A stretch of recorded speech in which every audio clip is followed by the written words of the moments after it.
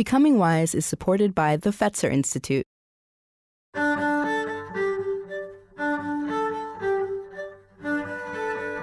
I've had hundreds of big conversations, and my conversation partners share wisdom I carry with me wherever I go.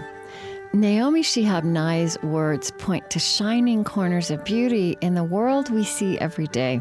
She calls herself a wandering poet. She reveals language as a gift. This is Becoming Wise. I'm Krista Tippett.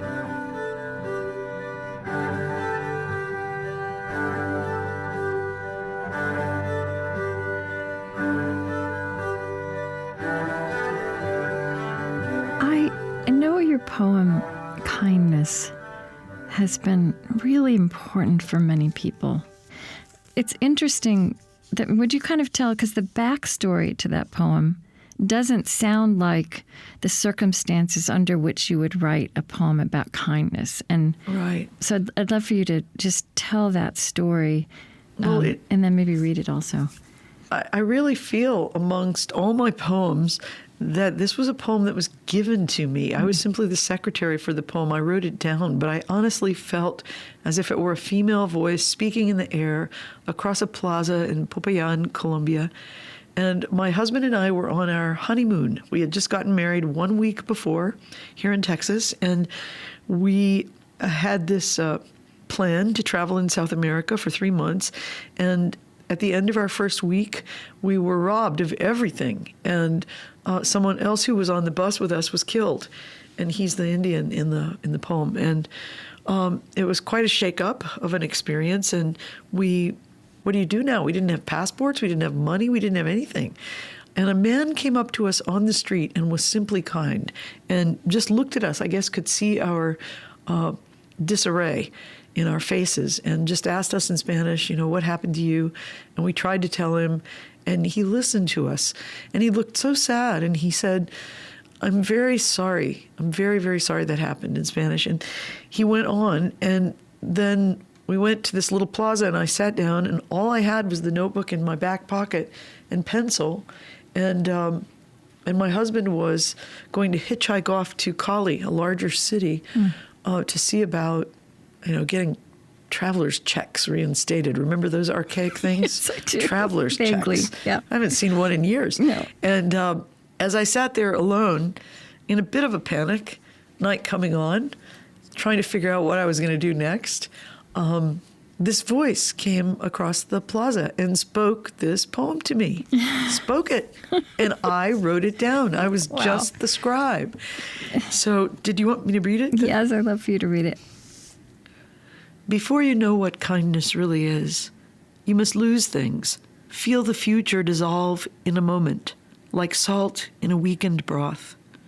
What you held in your hand, what you counted and carefully saved, all this must go, so you know how desolate the landscape can be between the regions of kindness, how you ride and ride, thinking the bus will never stop, the passengers eating maize and chicken will stare out the window forever.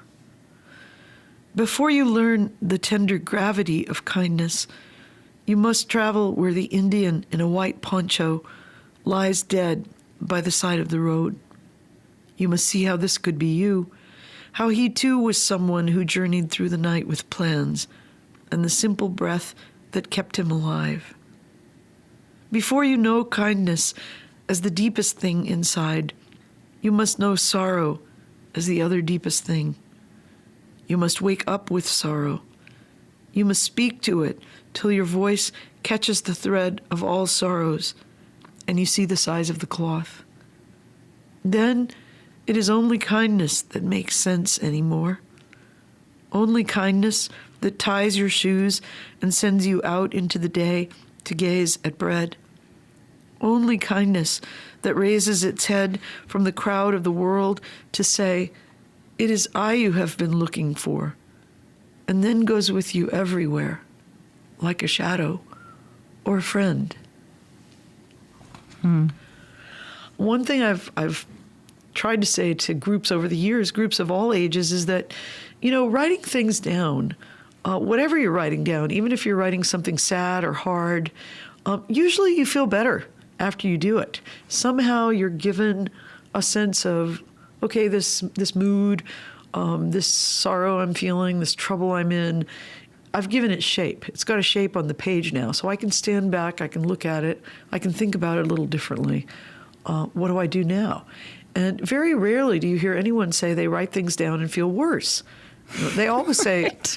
I wrote things down, this isn't quite finished, I need to work on it. But they agree that it helped them sort of see their experience, see what they were living. And that's definitely a gift of writing that is above and beyond, any sort of vocational, how much somebody publishes. It's an act that helps you, preserves you, energizes you in the very doing of it.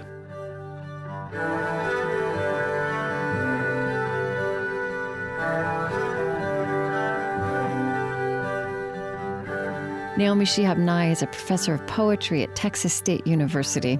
Her books include 19 Varieties of Gazelle, Transfer, and Voices in the Air, Poems for Listeners.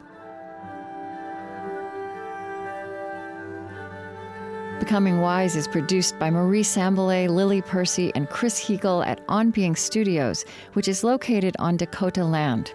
And our theme music is provided and composed by Zoe Keating. This podcast is produced by On Being Studios in Minneapolis, Minnesota.